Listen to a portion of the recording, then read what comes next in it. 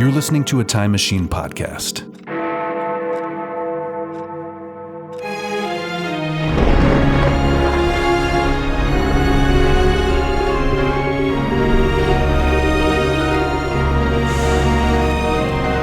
Old Movie Time Machine. An adventure through time and or space.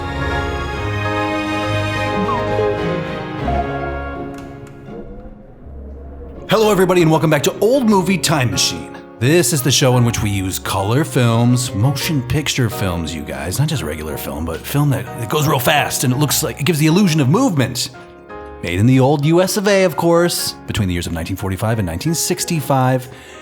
And we're using them as windows into the past. We open up the window of time. We crawl through the window and we explore the people and places beyond.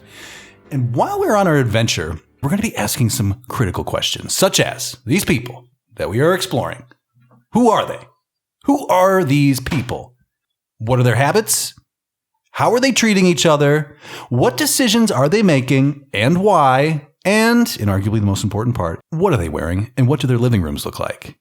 And then at the end of the show, we climb back through the window to modern times and we ask the final, vital, ultimate question on behalf of all of humanity here in the early 21st century, which is, you guys, the world beyond the window, brought to us by this motion picture film.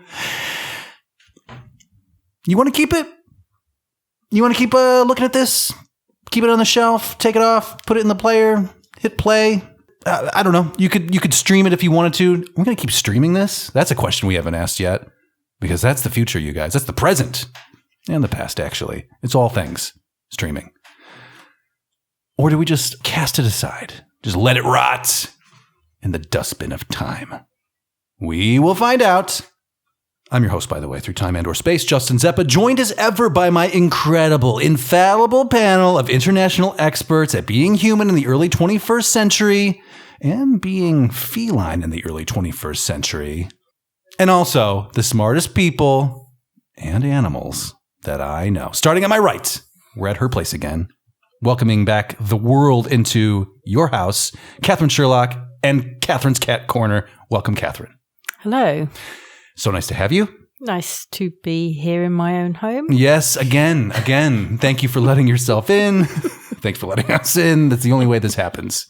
And to your right, you know him, you love him. He's our new studio mascot at the moment. His name is Solon, and he's a cat, and he has his own chair, and he has triangular, cat ear-shaped headphones, and they are adorable. Welcome, Solon. Lovely to see you as ever. And to your right little paw there, you know her, you love her. Shrishma Naik is in Catherine's house. Welcome, Shrishma. Hi, what's up? Not much. Just doing the old intros, recording the show, and all that, so on and so forth. And to your right, and also across the ocean, she's number one, folks, in my heart. She's my sister, and she's your sister, too. Carolyn Naoroz is with the program. Hey, sis. Hey there. You know what, guys? It's the start of the third month of this year, which means, yes, Shrishma Naik in the back, yes? I have a question about the theme of this month. Yeah, can I introduce it and then come back to? Okay, we are starting again. It's the third month of the year. We're starting a new mini arc. We're gonna call it. There's a variety of ways we could phrase this. This time, I'm gonna call it the Noirs of Moirch. Moirch Noirs. Katherine, what do you think? Yeah. All right. Yeah. We are watching film noirs, traditionally, of course, black and white. Most of them, right? The Big Clock, things like this, Maltese Falcon, black and white, very moody, right? But on some of these films, we can go moody with 3-strip Technicolor. And that's what we're doing today with 1953's Niagara. Now, Shrishma Naik, I will field any questions you may have about the Noirs of Moirch. What are the defining attributes of a noir film? Oh, okay. That's a great question. Typically, look, I'm going to give you my off. I think Carolyn knows. Oh, Carolyn's got it. Okay. No, I was just, can I give you one of them?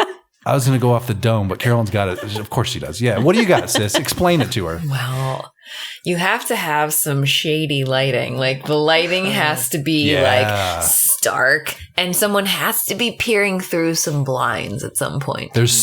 We got blind shadows in this movie, right? So that qualifies it. You saw the blind shadows? They were intense. So that's also, just one hallmark. Go ahead. You can do the rest. It tends to be a thriller. It tends to be suspenseful. Usually there's a plot, some kind of scheme. It's usually people of nebulous moral character caught in a lot of gray areas, trying to figure things out for themselves, whether it's this marriage where I got to kill the missus, or it's this bank I got to rob, or this guy I got to murder. You know, it's like, it's all of these sort of darker things. And there's always like a Jack Webb kind of detective or private investigator or something that kind of. Yeah, sometimes, of course, there's always somebody hot on the heels. In this case, it's Starkey, you know? But we will also see, the lighting is key. You know, it doesn't have to have a private detective in it, but it helps. Okay. You know, there's usually something underground. Am I missing anything? Anybody feel like? So there's some kind of something's going down, like some shady shady business, going down. And there's also actual shade, and right, it's a little on the darker side, and noir is and very moody. French for black, correct? Am I making this up? I don't speak French. I think it is. Yeah, so I mean, some dark shady right? shit, dark, right? dark. Fair. Now, in this case, I think explains half this movie. Okay. In this case, we have actually a fairly gloriously lit, very colorful motion picture, but it has all these same attributes other than the black and whiteness. Right. And that's what we will be exploring today. Are you excited about this now that you've heard a little bit more? Sure. Do you want some other recommends? I mean, do you want me to send you some other files? Clearly we have four more for the month. Or 3 more, right. For the Noirs of Moirch. Okay, so Niagara. Let's do a real quick snap poll. Has anybody been to Niagara Falls? Yes. Okay. Wow. Okay. No. I've been many Catherine, times. Experiences? Anything memorable from this? Are you like, yeah, it's a lot of water, I get it, or is it like, oh, I thought it was amazing. It was brilliant to go there. I mean, I don't know. I guess because I see these things from afar, and you don't ever expect to actually be there. Yeah. And it's the kind of thing that you just see in films, and it's almost like it doesn't exist in reality, and then you're actually there, and it's crazy. I find that when I'm walking around New York, I turn a corner and I'm like, I'm in a film, and it's like, this is mental. Right, it's fucking massive. Everything is everything's crazy here. Yeah, and like big buildings and things like that, and these sort of like amazing sort of scenic locations. I almost cry when I physically find myself there. It's very overwhelming. Okay. I did the same in Kuala Lumpur when I stood in front of the Petronas Towers. Yeah, sure. Amazing. Okay. So your thumbs up on the falls then, like it's worth a look, you would say? Yeah, definitely. Okay. Carolyn, you've been many times? How many times? Why many times? So I've never been with you. Well, yeah, because you weren't with me. Because you want to know why? I was there for a dance convention. Oh, Chief Dance Officer Carolyn Naoroz reporting for duty. Right. So, of the many places I would travel in the Midwest region, from basically like Chicago, anywhere in Michigan, Pittsburgh, upstate New York, Niagara was one of those locations we would go to for specific dance conventions. Shrishma, no falls for you? No, I've never been to the Niagara Falls. Okay. I just went last year. Okay. With Brindis, our fifth, who is currently at corporate headquarters. We get a lot of emails about like, where is she? What is she doing? She was in DC last year. In Niagara Falls? Corporate headquarters. No, in Galabaya. It's down. It's a neighborhood down south a little bit. But it's annual report season. She's the chief financial officer. So she's crunching the numbers, balancing the books and everything. She is swamped. So, imagine. But we went there. If sharp-eared listeners will recall from Old Movie Almanac, we talked a lot about the 3 sliding sports: bobsled, luge, and skeleton. And we had to go to Canada to investigate and also see a mutual friend. Hi, Sam. And she couldn't believe that there was a Jamaican bobsled team.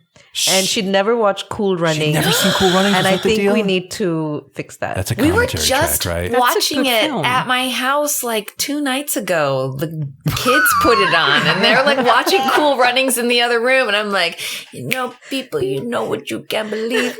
Jamaica, they have a bobsled Got a team. bobsled team. Yeah. Yeah, I mean, like I was, and Sounds we were like a like, $3 hooker.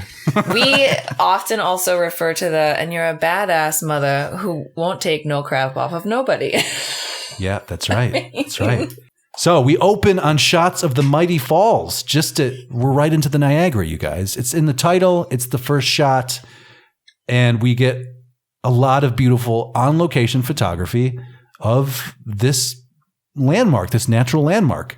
And also, they are Perfect rainbow shot. pushing the rainbows like nobody's business. And it's fantastic. If you got rainbows, natural rainbows, you want to put those on film, right? Mm-hmm. You want to put those in glorious Technicolor. So that's what we have here.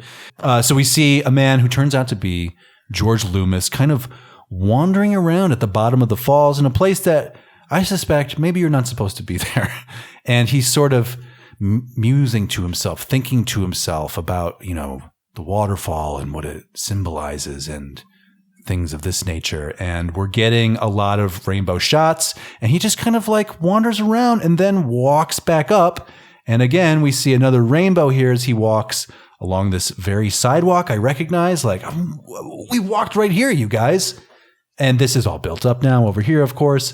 But there is like misty sprinklers here creating a rainbow that he kind of like steps around. And we're wondering, what is this guy's deal? So this is George, and he heads back to, he leaves one rainbow and he goes right to another. It's called Rainbow Cabins. And it's but he came home to this. So. Well, and now we're looking at our star, Marilyn Monroe, lounging, doing, we like to highlight different types of smoking one can do. We've in the past called this Lansbury bed smoking, reclined bed smoking, no less. But that movie came out after this one. So technically, as far as we know, it's a Marilyn Monroe reclined bed smoking. She is in her bed, fully made up, right? This is definitely smoking. It's smoking on so many levels. All the levels, I think. And she is just rolling around. And we are here for it. And she's just smoking away, ashing right on the goddamn floor. Now, Marilyn, I don't want to be picky. Okay, I don't see an ashtray there, but I do see one right over here, right next to you, Marilyn. This isn't your house. Exactly why she's ashing on the floor. She's like, someone else is going to clean it up. Unbelievable. But Polly and Ray are going to be moving. Come on. That's true. I'm just saying, keep an eye on it, right? Right. Because she's not the only one. Missing the ashtray. I'm going to put it on Front Street. A lot of ashtrays in this movie. We will be counting them. So if you've missed the ashtray count, Lamhe, famously, 0 ashtrays, right? 0. This one, famously, all the ashtrays. Brad Allen's apartment from Pillow Talk, level amount of ashtrays in this cabin we're looking at right now.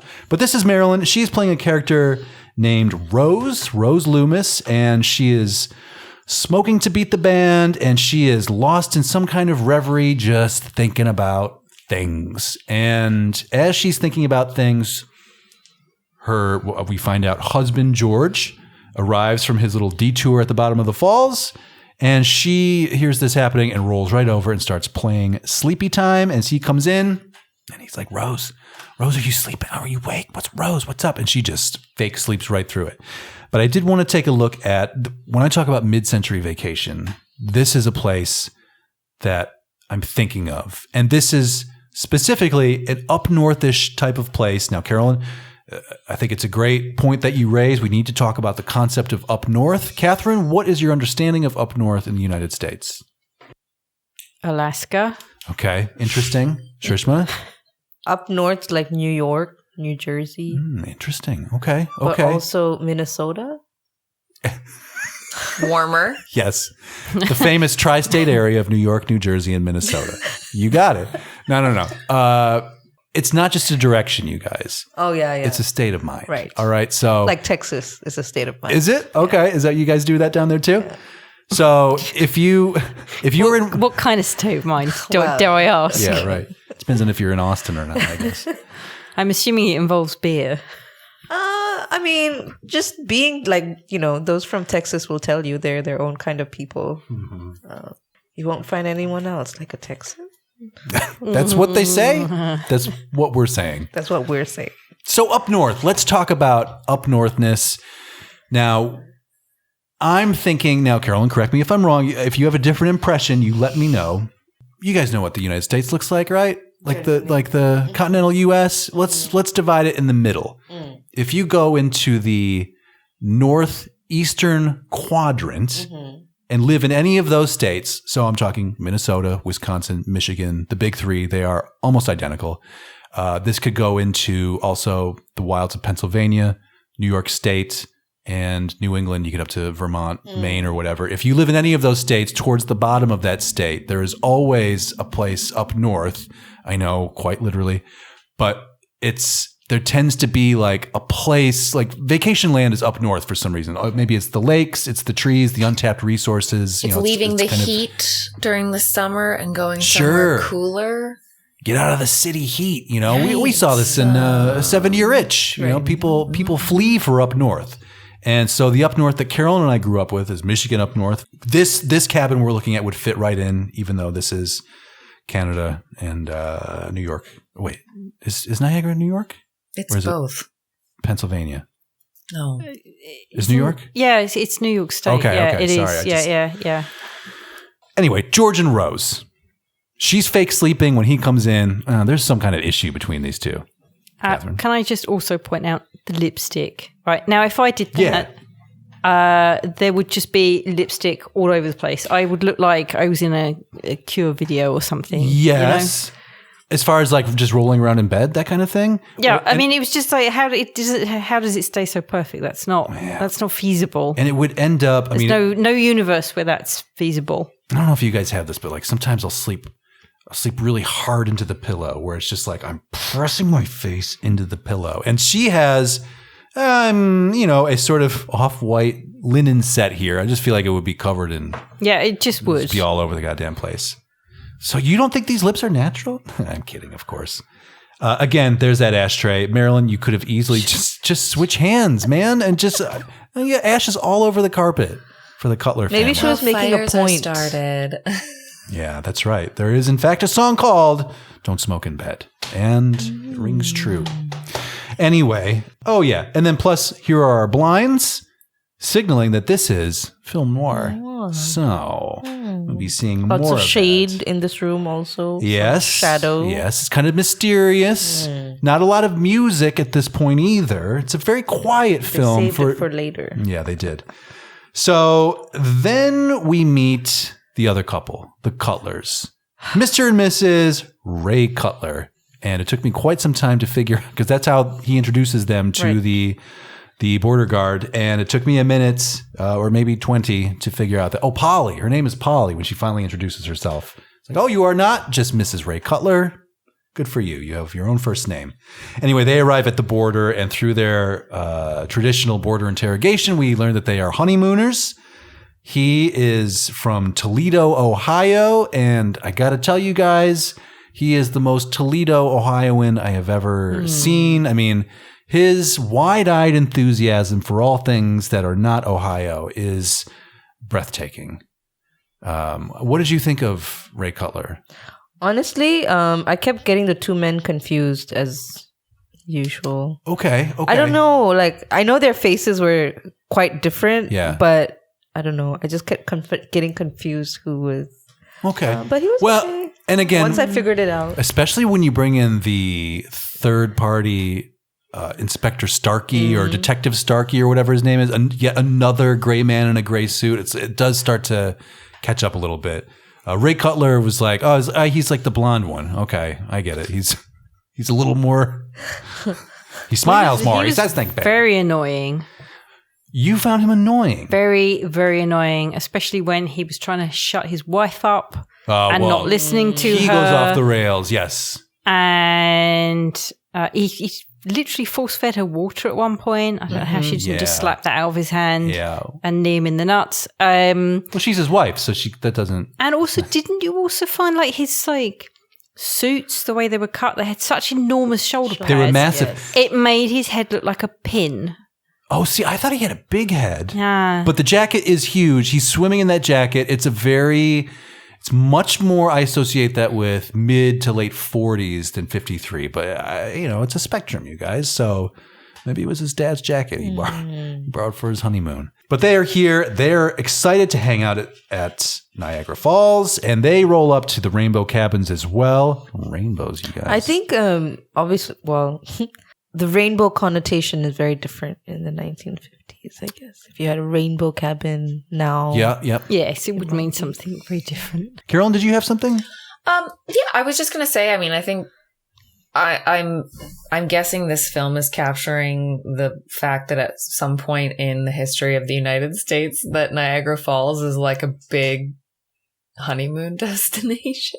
That's true. Well, it's kind of, it has that reputation, right? Right, which is so weird. Maybe not so much anymore, but at the same time, Jim and Pam at the office, they got married in Niagara Falls. But what is what's the location? Is it Gretna Green where people would like go to get married, Catherine? In Scotland, yeah. Because the laws were different or something, right? Yeah, you didn't need the bands read or something. You didn't have to jump through the normal hoops. Okay. Which is kind of always what, I don't know. I feel like a classic thing, like we got married in Las Vegas and then went to Niagara Falls on our honeymoon. Yeah. Vegas Elvis wedding at the Chapel of Love, and then you go, yeah, sure. Like maybe it's Chapel O' Love. Maybe it's not a first marriage, maybe it's a second marriage. Like I don't know. So the Cutlers arrive at Rainbow Cabins. They talk to the cabin keeper, this very happy man. He's happy in his work. He loves running Rainbow Cabins. He's very enthusiastic about it. And they have, because it's bringing young couples happiness. He's into it. He loves it. Now, I took this shot because, of course, I love the soft drinks cooler in the background there. Do you think he's into it because he's got cameras in all the rooms? I think if this was today, definitely. Yeah, he was a bit creepy to me. And maybe a bit too nice. Creepy motel owner. He just seems so basic though. Like I'm just sitting on my porch and just reading my newspaper next to my soft drinks cooler, and I live next to Niagara Falls. He's content with life. Seems very content. I'm not. No, I think he's very interested in the stains when he cleans up. Catherine, why? That's exactly what I'm saying. No, I think. Look, and he's a man, so that's of course his hobby. He's gonna be, he's gonna retire to his own quarters. Crack one out, whatever. Thinking about the newly minted Mrs. So and So. Let's talk about Polly Cutler, if we could, for a minute. This is Jean Peters. Remember last week we weren't sure if it was a man or a woman. Oh, is she a woman? She is. She's real cute, right? So apart from Marilyn Monroe, are any of the other actors well known? Yes. So I remember I also referenced last week Joseph Cotten, who plays George. Now he is a very well-known actor. Actually, he comes from the Orson Welles Mercury Theater stable. So from way back in the War of the Worlds radio scare of 38 days, and he features very prominently in Citizen Kane, Magnificent Ambersons, and Touch of Evil, The Third Man, like all of the Kane or the Wells classics, in addition to many other films that you've probably heard of. He is a very well-known actor, very good actor, and I think he's good as George here as well. So he is a name, but it's never like leading man. He's not reaching Cary Grant levels or anything like that. But he's very good in this role. He's a good casting choice. Okay. Otherwise, I'm not seeing anybody that I recognize. Catherine, no, okay. So I don't even recognize that guy. This guy right here, Mr. Staines. Chip Staines of Rainbow Cabins. Y'all leave this old man living his life. Right? Come on, he's just. living his life, just renting out rooms to people. Look, he's cracking one out a day. Okay, that's normal. Take that as exactly normal human behavior. Exactly, and he's doing it in the privacy of his own cabin. Yes, he's thinking about Jean Peters. That or doesn't Marilyn mean, Monroe. and probably both. Who isn't? Marilyn's been there for a while, so I think he's like He's fresh. over it now. Do you get over that though? Sometimes you take a break. Maybe you cycle, right? Oh, Well, I don't know. I don't know what people do. It was crazy.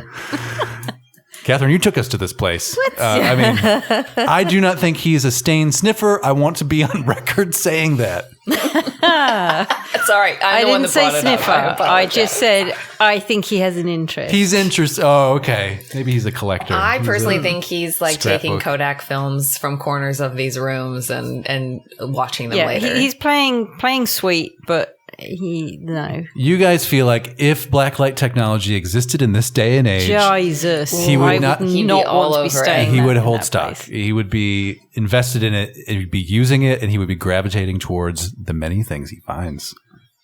That's what you guys are saying. I think he's a normal man. I'm on your side. Okay, I think Shrishma and I he believe that he you is. know, Look, he's a human being.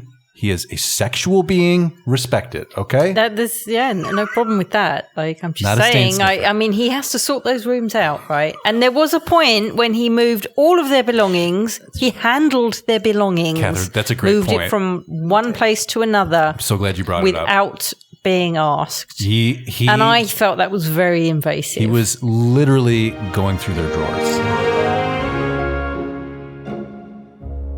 Polly comes in and they have an actual human conversation, which is very nice. And we get some insight into his frustrations, his insecurities, and she treats him like a human. And I think he appreciates it, and he feels comfortable sort of opening up to her a little bit. He gets in to talk about his jealousy over Rose, his wife. And he, at one point, he understands what she is, who she is, what she's doing, what she's capable of. And then at this point also, listen, this is where we get into the ashtray count. This is a very key count of ashtrays. This is one of the things that we do on this program. It's a responsibility. So let's talk ashtrays. We know that there is one next to the bed over here, right? We saw it earlier. She was not using it. Annoying. One ashtray. We know there's an ashtray here that he has now missed. 2 ashtrays. These are But 2. how do you know it's not the other one that he moved? Mm, That he moved it over. I think because we see both at one point. I do want to check on this surface here. Oh, there it is. I There knew is it. an ashtray. I knew it. Go back over next to that other table, next to the chair by the window. Oh, this one here? Is there maybe an ashtray? This looks like magazines, but what is this? Shadow. Oh, it is a shadow. Now, That's right. I There's will say, I short believe curtains. on either side of Marilyn's bed, there was that first shot of her. We could see the opposite single bed, Mhm. and she should have used the table if you were laying in the bed Mhm. on her right side. And then in a different shot, there was also an ashtray on her left side on the table, the bedside Ye- table between the 2 beds. That's the one I was referring to. So you saw another ashtray on her right-hand side. Yeah. The one Yeah, that the there's direction an she was ashtray, right? ashing onto the floor in. That's outrageous. Yes. I'm even more outraged than ever. Okay. Ashtray number 3. This is the model table ashtray. Okay.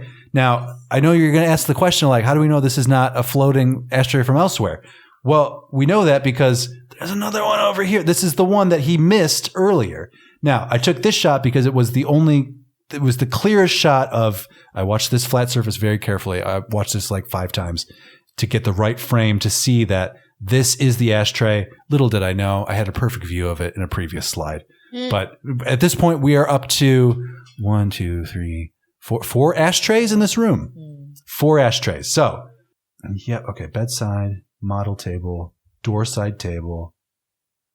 The one next to the model table. So, yes. So, 2 bedsides, 1 desk, 2 bedsides. 1 model, and then another one. Oh, wait, no. Did he miss? Is this the one he missed? I'm so confused. No, it's okay. Yes. We are at 4. 4 ashtrays is the count, right? 1, 2, and I think you're at 5. 1, 2, 3, 4. Oh, and then 5 on the model table. Okay, 5 ashtrays. We got it. Lock it in, okay? Catherine, I'm so sorry.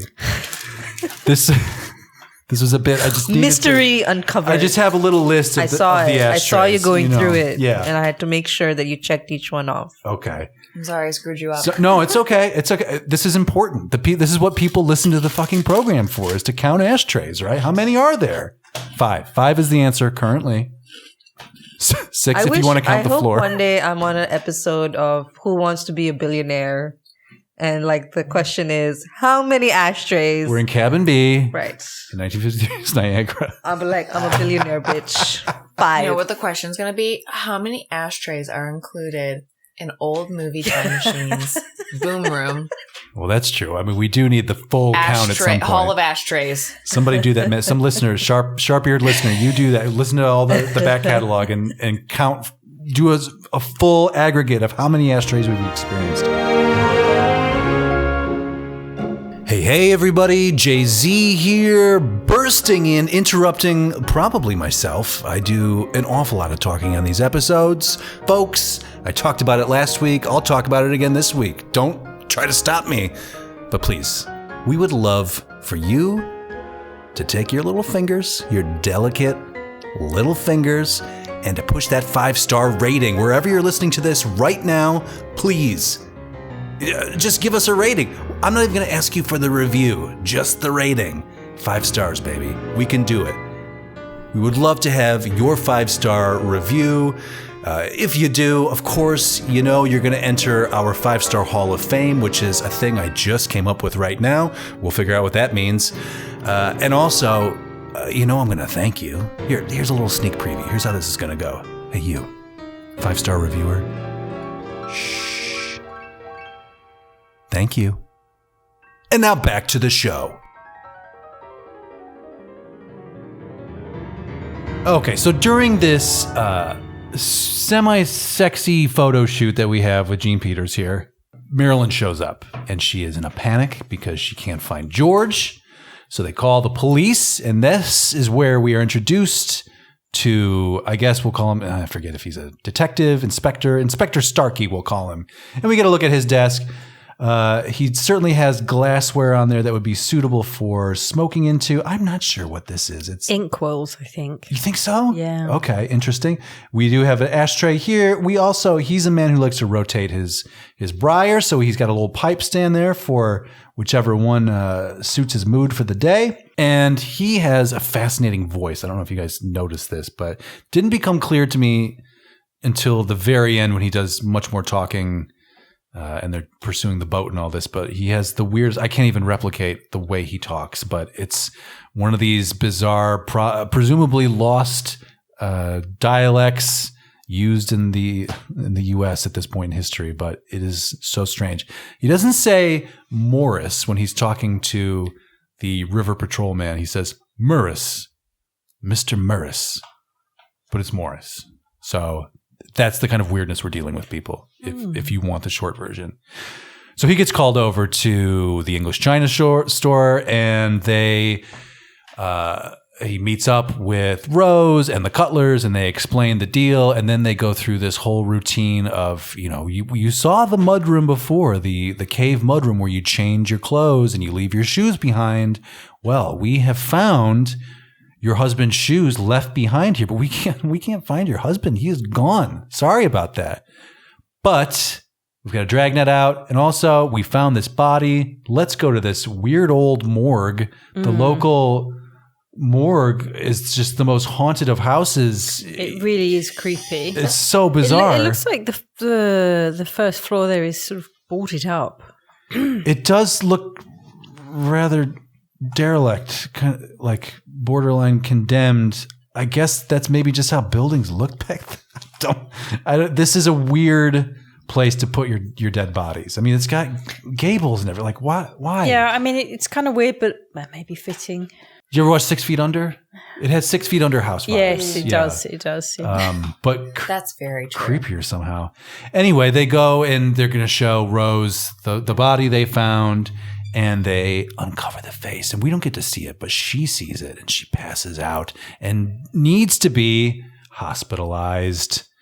So she... Did anyone think this door setup was quite weird? This is exactly what I'm about to talk about. Like an actual door, then a bit of a gap, and a saloon swing door. A saloon door, absolutely. So we're in the hospital now in her room, and there's a regular door, right? Yeah, behind. Yeah. Yes, yeah, okay. Yep. And then there is this bizarre mid-rangey saloon door that has like a brass panel that you push, and presumably it swings back and everything. Mm-hmm. And it's just unusual to see anywhere outside of a saloon. I mean, the only other place you see this in modern society is, and this isn't even modern society, but modern society of like 20 years ago, 30 years ago, is when you would go to the video rental store, and they have the room with the dirty movies, and there would be a saloon door that you would have to pass through.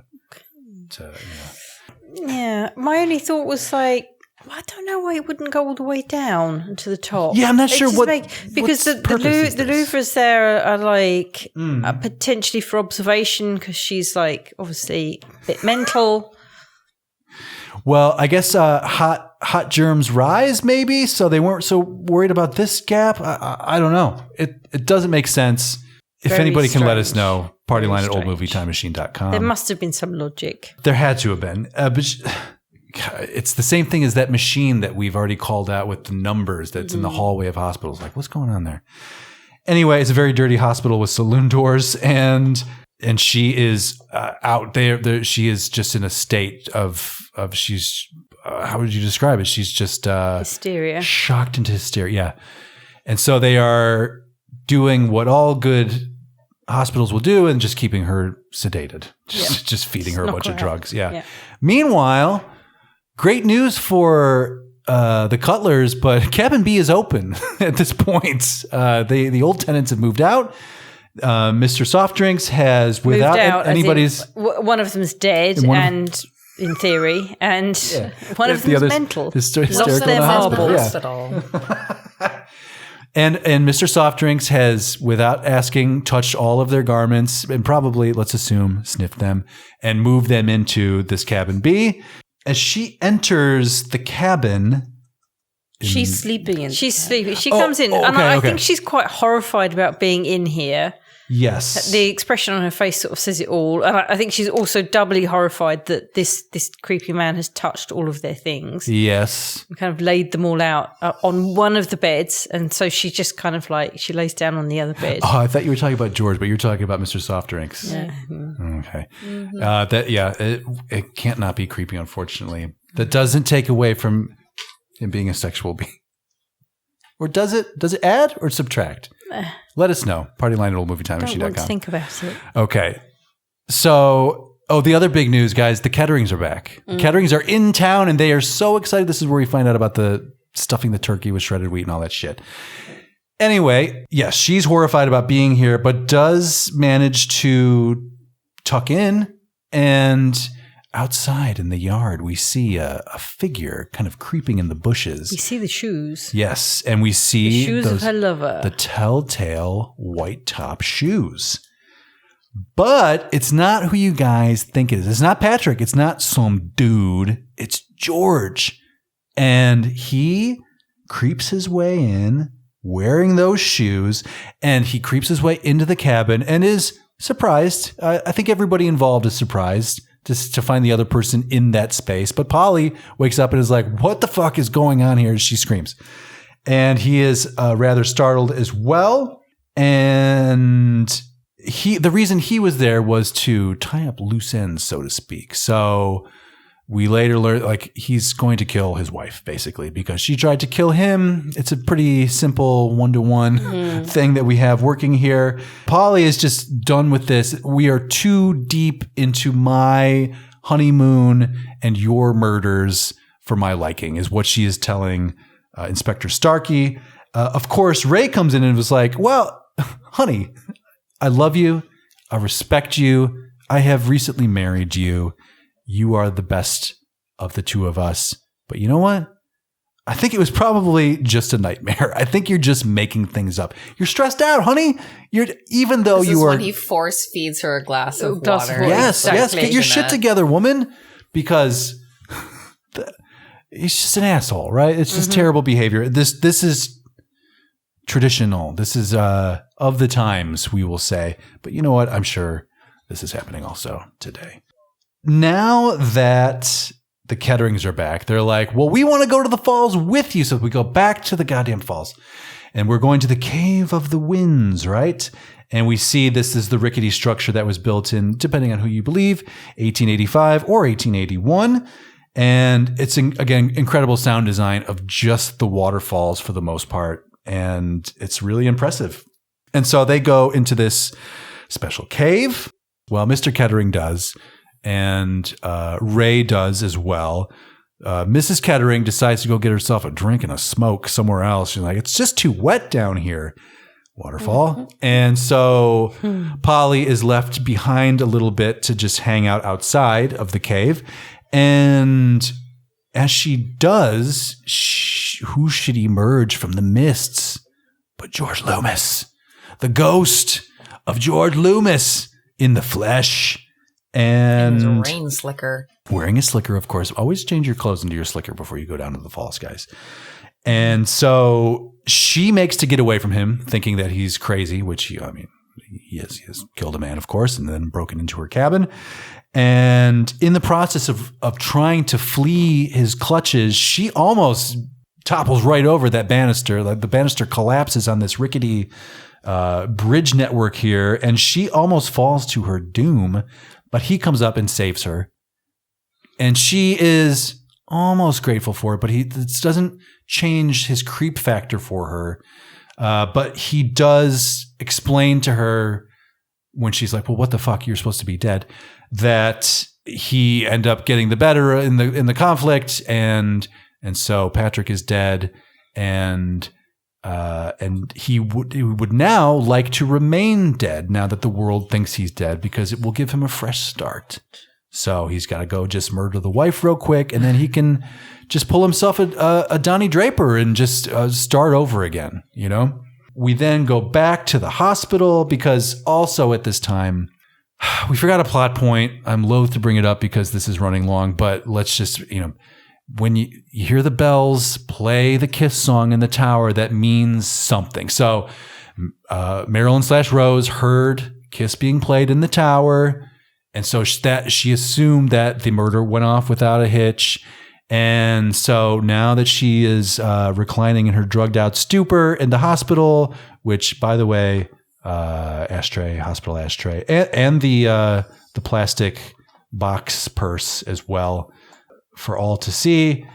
Not an ashtray, but could be used as one. I think this is, it's like this kidney-shaped metal dish that holds the medical instruments, I'm guessing. Yes. Like, does it have a name? Swabs and things. I don't know. Yeah, I think it's like a kidney dish. I don't know. Oh, okay. Great. I have no idea. Nailed it in one. Don't know. I think that's fact now. If we can, two of us can agree on that, great. Anyway, we see George drop his little request off at the bell tower, and so the bell tower is just playing Kiss round the clock, right? It's just like the heyday of Prince in the mid 1980s, right? Just Kiss around the clock. She hears this music even through her drugged out stupor, which later they're just like, she must have been really upset to have emerged from the coma we have lovingly placed her into. So that means something. So she's losing it. Oh, okay. So they return back to Rainbow Cabins. All roads lead back to Rainbow Cabins. Not a real place, apparently. And the Ketterings are very excited to take them out fishing early the next morning. And so we've got that all lined up. And then they go into cabin B. Another stranger is there, kind of pseudo stranger, but it's, again, Inspector Starkey is here for more questions. But Ray has had it up to here with this murder mental health issue on his honeymoon. And he just says, no, we will not be part of this. Get the fuck out of here. And Starkey, to his credit, is like, gotcha. And he does scooch right on out of there. The next morning, Cutlers go off with the Kettering. They get into this beautiful fishing boat. Meanwhile, Rose is trying to get the fuck out of Canada because she knows she has seen the body of her lover. She has heard the tintinnabulation of the bells playing her special song, which is now a taunting song. And she knows that her husband is still around lurking, trying to get her. So she's got to jump the border and she needs to start over as well. So she tries by car, but there's a big old lineup. A very friendly and helpful taxi driver who I hope she gave a tip to. I did not see that happen, though. He's like, well, you could try the sidewalk. You could walk across the border. And so she goes over there and she tries that. But who's on that very sidewalk but George Loomis? And he is waiting for her. So she is trying to escape. He chases her up the bell tower. He strangles her up there and she dies. And he has almost committed a great crime, but he gets locked in by somebody. And now we come around to another one of our special features, which is the representation watch. Because we have a very industrious, well-employed African-Canadian man, because this is still the Canadian side of things. So he's African-Canadian who has taken down the flag from the top of the tower and he leaves. We're done for the day. Business is closed at the bell tower. So he locks the door behind him. And so George is stuck inside with the body. He hangs out all night and he is poised to get out of there. The next morning, the very same man. What kind of hours is this man working, by the way? This is back to back. This is his open close shift. This is nonsense. Of course, taking out people's garbage because he is a minority in the 1950s. And garbage back then, by the way, we've seen some garbage cans in this film, and all garbage in 1953 was just crumpled up newspaper. That's all that we were discarding at that point. Everything else was kept and reused, presumably. Anyway, he unlocks the door. George escapes, leaving the body up at the top of the tower.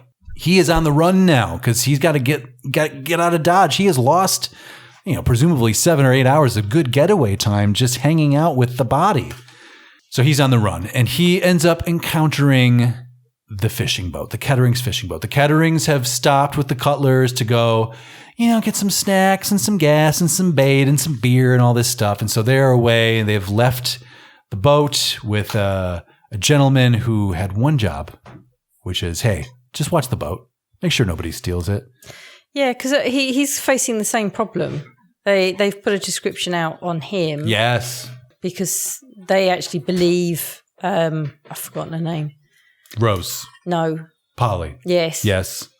The husband is still alive. George? Yes. Yes. Yes. Mm-hmm. So they have his description out there, and he can't get across the border. Right. Either. He couldn't walk across the border or take a cab across or anything like that. So must steal a boat, steals the Kettering's boat. Polly has returned with her little case of beer. That was her job. And it's just written in the stars for these two that they're going to cross paths again. So while George is on board this very lovely mid-century fishing boat, trying to bash the control panel in so he can hotwire it and get out of there, Polly shows up. And now all of a sudden, we're in this together, guys. We have to get out of here. So George unmoors the boat and they set off towards the falls, of course. And meanwhile, Mr. Boat Watcher, you have one job. Just watch the boat, dude. Fails miserably, calls the police. Starkey's on it. But also, the United States River Patrol is on the case.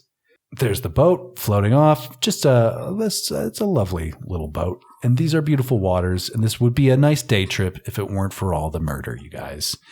This is Morris, or if you prefer, Murris. And this is the U.S. River Patrolman who is communicating with Starkey via this incredible U.S. River Patrol radio phone unit. Apparently the Corsair 2, it looks like. And it is just a spectacular combination of mid-century design combined with a little like deco flair or something like this. But I love this radio. Hint, hint for things to come, okay? Keep your goddamn hands off it. You know what I'm talking about. Anyway, we get a lot of back and forth as the River Patrol pursues the boat. And this is, again, now we're in the last 10, 15 minutes of this movie, which is a lot of boat. I think we can all agree. Again, it's the sound of the falls. So because Polly saved the cat, by which I mean put mercurochrome on his broken hand, we feel for her as an audience. And also, George has a connection with her too. So he doesn't want to destroy this person who did nice things for him, reached out to him, listened to him, and is not really involved in his drama. So while the boat sort of runs out of gas and ends up floating perilously towards the end of the falls part of the waterfalls. Caught in the current. Yes. And they're being swept away, and he cannot fight it because they are out of gas. And he does have this kind of like funny meltdown moment of like, well, they got to have extra gas on the boat, right? And it's like, well, no, not really. I mean, we don't drive around with extra tanks of gas. Maybe we should, but I think most of us do not. And so before they reach the end of the falls, the big drop, they are stopped by a large rocky outcropping. And at this moment, George is able to sort of like toss Polly onto this rock, and she's holding on for dear life. But at least she's away from the drop, which will be coming very soon. Cue up the old U.S. Coast Guard helicopters, of course. We get a big old yellow chopper dropping some kind of like lounge chair down for Polly to sit on and escape.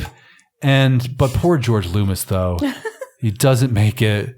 And this is the very thing I believe, I can't prove it, we'll ask her, but this is what I think Brindis was afraid of when we said, like, let's go on a boat at the falls. I think she thought this is what was going to happen. But you're at the bottom. Well, you're not at the top. It's a very emotional time. You know, it's a lot of at the bottom. Or maybe she was afraid that this would land on the Maid of the Mist as it's cruising or something like someone this. In the barrel or something would come over. She didn't want to be a part of this, was the impression that I was left with. Right. So, you know, we did not do anything like this. We did not go on a boat over the falls. Or near the falls. We walked next to the falls. We walked on the walkway across the very long distance from the falls. We saw them. There are photos. This boat, by the way, this comped boat cutout, it's too big. The scale is wrong. But whatever, we'll allow it. And yeah, Polly gets dropped off in the end. That's it. It ends like this is it. This is Niagara. This has been Niagara. We made it, you guys.